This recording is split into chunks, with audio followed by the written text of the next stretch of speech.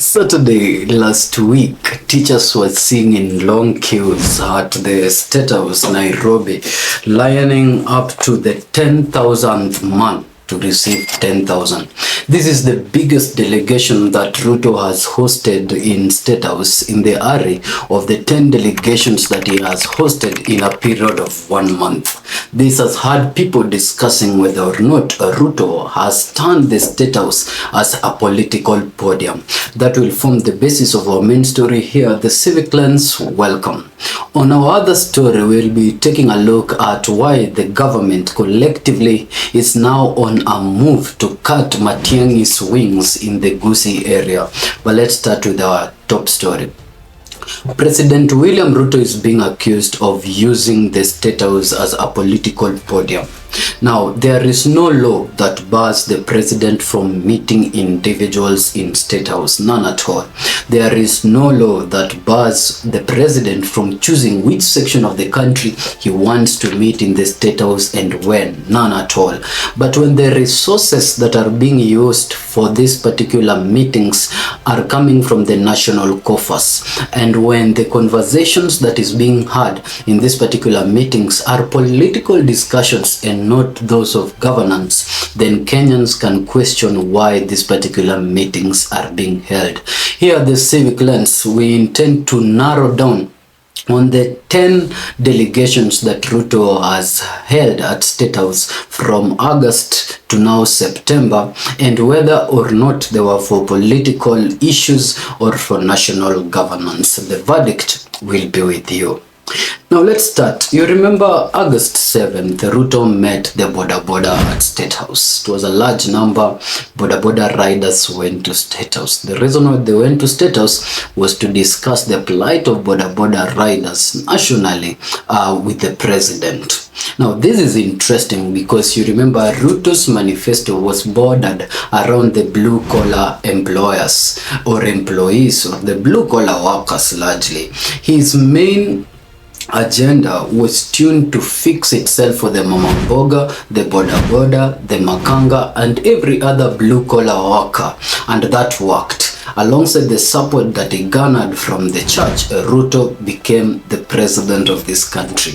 Now, shortly after, mama mbogas and bodas and makangas came out to national televisions and other media platforms saying that they had been shortchanged, that Ruto only used them as a bridge to power.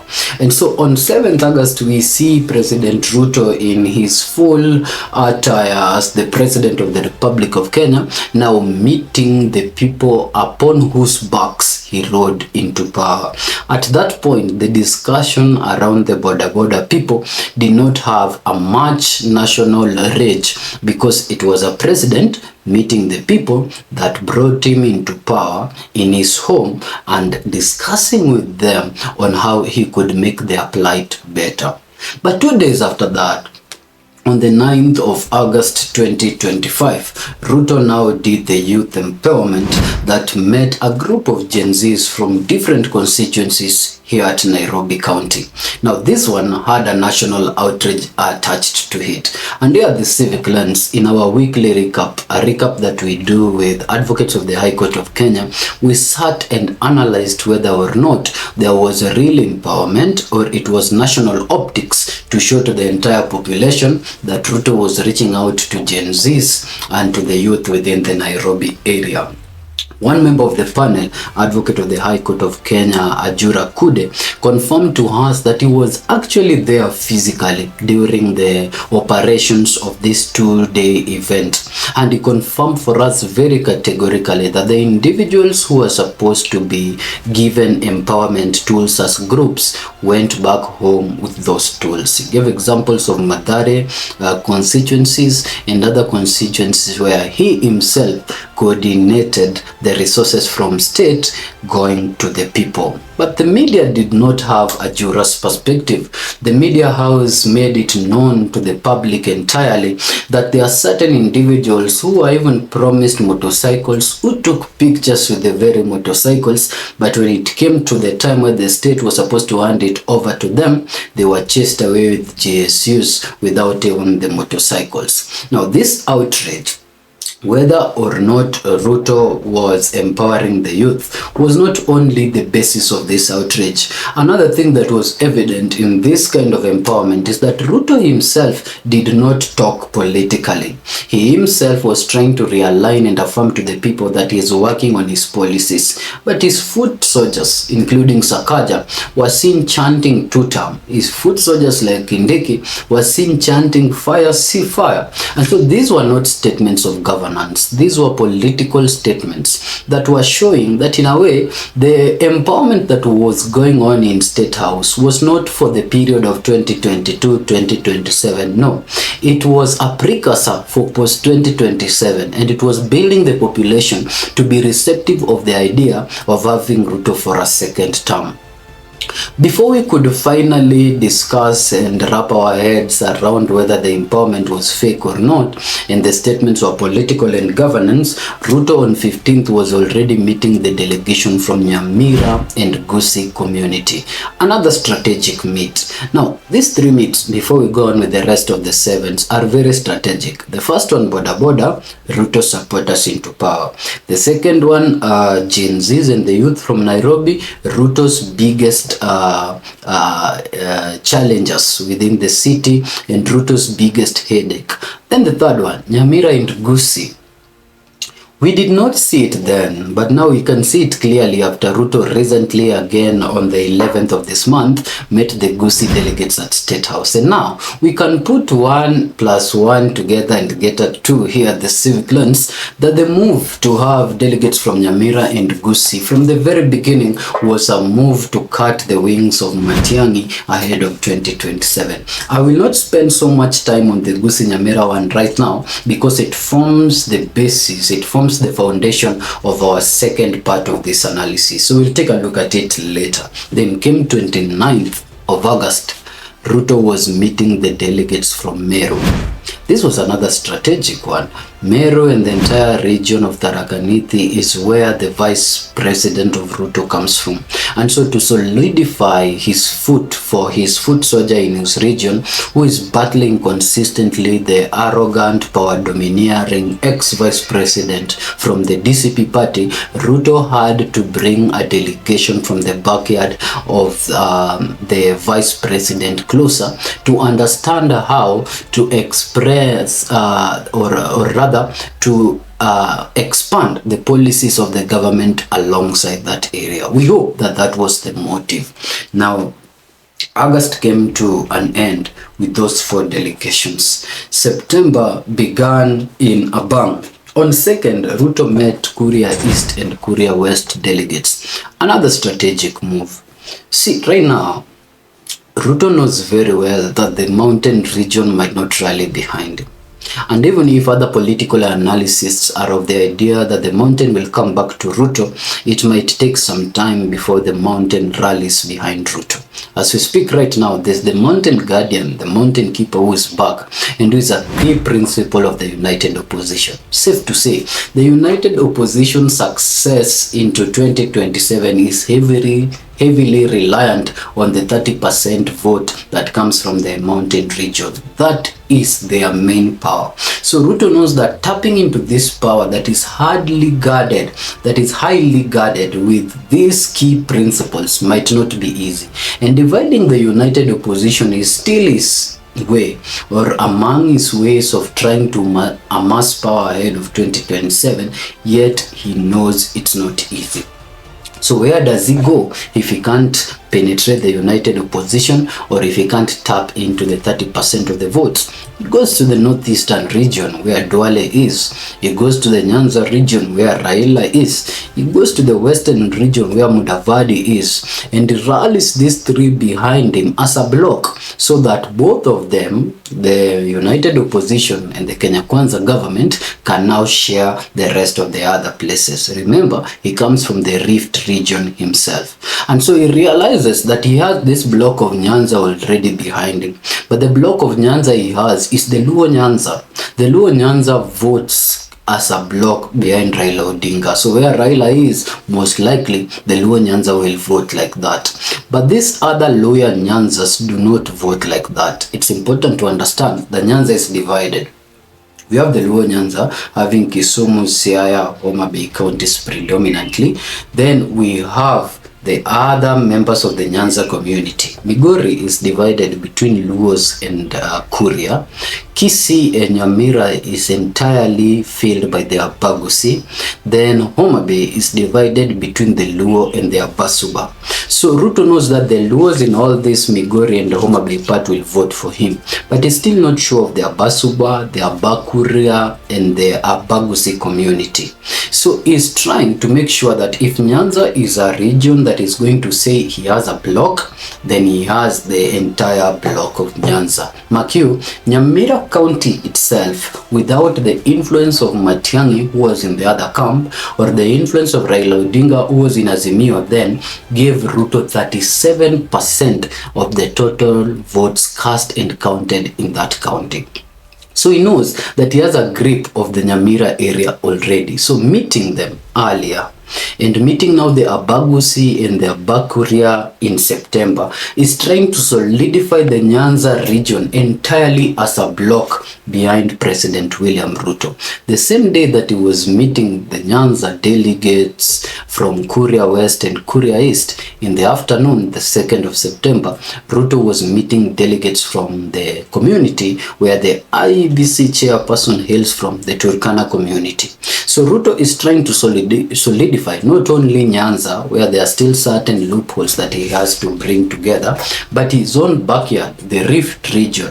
He's trying to make sure that the North Rift is in alignment with the South Rift, so that when he amasses powers from his region, which is in the South Rift, the Turkana and every other tribes that are in the North Rift and every other counties that are in the North Rift aligns with his idea. A very solidified political plan. Then we are seeing on 11th of September, Ruto again met the Gusii community. Now this has elicited interest. Why would a president meet one region twice within a period of less than 30 days?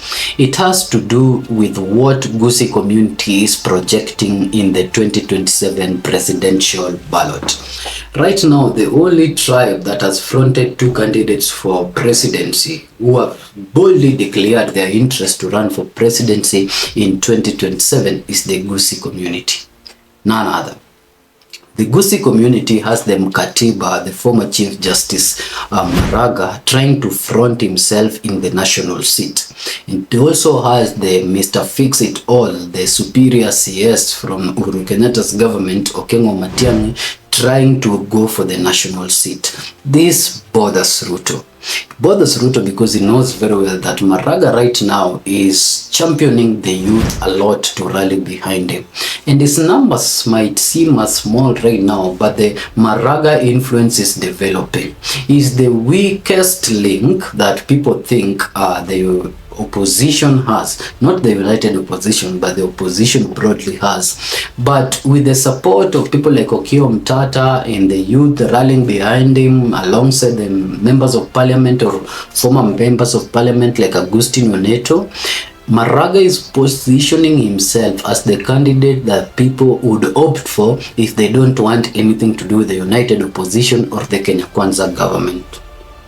And so for Ruto, to destroy the influence of Maraga is to stop it at home, to stop it before it begins, so that even if he rallies national support and he does not have home support, he is a weak candidate in the 2027 election bid. And this also is a move to weaken Matiang'i, which we will discuss shortly after. It's a move to weaken Matiang'i because even if Matiang'i was to rally national support and he does not have home backyard, Kenyan systems still work in a way that if your home area do not support you and you have national support, most likely you will not win. Ask Martha Karua. So this particular alignment of having the Gusii community come together again within a period of 30 days has been seen as a move by President Ruto to weaken the presidency of these two individuals. Then finally the teachers. The teachers who were seen lining to receive 10,000 last Sunday was the highest number of delegation that Ruto has had out of the 10 that we discussed. And so it beckons analysis here, the civic lens, that why is Ruto looking at teachers? Now let's do a track record of William Ruto. William Ruto is a very conniving individual who got into power because of the church, because of the Makangas, the Boda Bodas, and the Mama Mboga. He rode on the back of the church and he rode on the back of the blue-collar economy to secure power. He knew very well that when he was riding at the back of the church and riding at the back of the blue economy, he did not have support of the professionals and the civil servants then. And so he has understood that managing and maintaining power does not only require the church and the blue economy at this point. He feels like if he is to maintain his power post 2027, then now he needs to tap into the professionals and the civil service. Now, the civil service is very funny. The biggest employer in the civil service is the Teachers Service Commission, with a growth rate of around 5.2% on unemployment annually.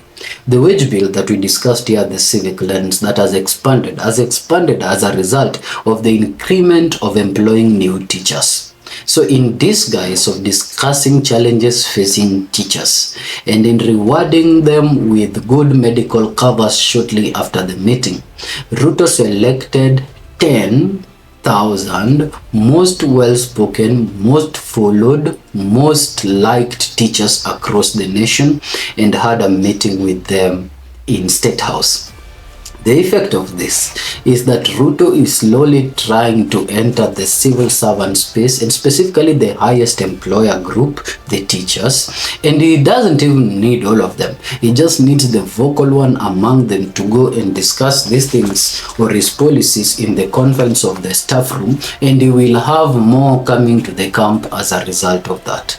And so teachers went away with over 100 million last Saturday, with each of them being given 10,000 food and refreshments.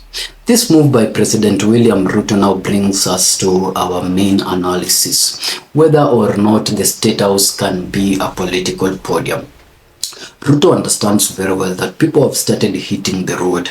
The likes of Maraga are already having youth conferences. The likes of the United Oppositions are busy on top of cars every weekend hitting the roads to mass support, not only for the ongoing by-elections, but for the 2027 seat.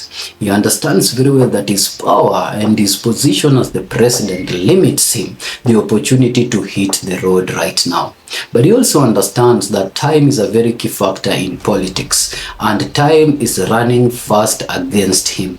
So his only approach, which is a very rather crooked approach, is to use the government seat, which needs to be a very impartial seat. The State House is where the president sits, and the president is a symbol of national unity for those who voted him and those who didn't. And so Ruto is using the State House to champion for UDA and Kenya Kwanza policies, which is wrong. Whereas we are going to say that there is no the buzz Ruto, that the statements can be political, but State House it is wrong. It is purely wrong for president to use presidential resources and to use the State House to campaign for a party policy ahead of 2027, ignoring the nature and the value of that place. And this we have seen even with international developed democracies. The United States has no record of the president calling people to State House in delegations to champion for party primaries for the next election. They always contest outside where needed. So Ruto is actually stealing the march ahead of the United Opposition. He's realigning himself with the regions that requires a block on. He's penetrating the church, he's penetrating the civil service, and he's doing it from a very easy, comfortable place where these people come to him. He doesn't go to them. He feeds them his policies. He feeds them food, of course, and refreshments. Give them some money and let the word spread itself out there without even Ruto doing much job. A very easy political manipulation ahead of 2027. And on top of that, people are even alleging that he just keeps expanding the State House budget without actually calling for money to sustain these particular invites. So with the state resources channeled a state house budget, and with an entire acres of field at State House, he has room to send his foot soldiers to pick the people that can speak his policies more on the ground, to come to State House, dine with him, take pictures with him, then go back to the people to sell his ideas ahead of 2027. This move collectively makes the State House seem like a political podium. State House being a political podium aside, it's up to you, esteemed viewers, to decide whether or not it's a good move, or whether or not Ruto is actually on the wrong. Let us take a look at the move to cut Matiang'i's wings. Now, we have started by highlighting that only one community has visited the State House twice within this period of less than 30 days and have had different number of delegations. That's the Nyamira Gusii community. And the Gusii community is reported that the group of civil servants and professionals from Gusii community recently met CS Ogamba. What was the nature of their conversation? The nature of the conversation of CS Ogamba to these professionals is shocking. It's a warning. And they are plainly warned in no unclear terms that if you support Matiang'i either with resources or words, then you will see unforeseen consequences. Now, these consequences are not confined into one thing, which means they can be adverse and they can affect the professional's lifestyle, they can affect the professional's livelihood, they can affect the professional's family. The professionals are put at a constant state of fear and anxiety for aligning either with Maraga or Matiang'i, because they do not know what the consequences are. But the civil servants' consequence was made clear to them by CS Ogamba. Ogamba told them that if you are under the government's payroll and you are going to rally behind either Matiang'i or Maraga, then know very clearly that your job is at stake. Which could make sense to a particular court, that when you are a member of the civil servants, you work for the government, and so for that reason you need to support government policies. But that needs to be separated from their autonomous individual rights to have their independent rights to have a political favorite. Actually, you have a right as a Kenyan person to exercise your political freedom whichever way you please. And so whether you work for the government, or you work for a ministry, or you work as a teacher, or you're employed as a county doctor, or you are just a supplier for the government, your livelihood should not be put to question just because you do not support the person in power.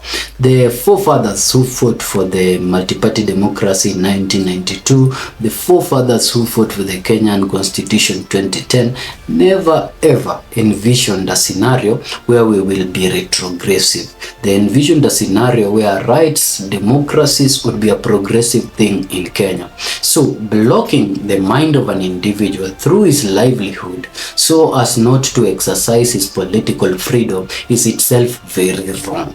We are saying here the civic lens are the actions that are being done by Ruto and the actions that are being done by Ruto's affiliates to cut Matiang'i's wings in the Gusii area are wrong, and are not just politically incorrect, they are legally incorrect. Ruto, if he wants to cut Matiang'i's wings, needs to go down to the Gusii people in Nyamira.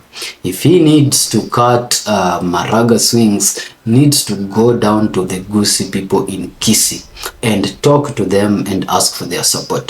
Nyamira supported Ruto, as we have said, with 37% out of influence. He should be then confident that if he sold his policies and his dying party UDA to the Nyamira people holistically, perhaps he would garner more votes. But the move to bring people to a national government seat, to use the national government seat as a political podium, and to influence how certain civil servants support individuals ahead of 2027 is wrong. Here at the Civic Lens, we intend to bring for you very impartial, well-researched analysis of the moves that are going on within the Kenyan political quarters and the Kenyan political corners, because democracy requires you to have those sharp eyes. Here is the Civic Lens.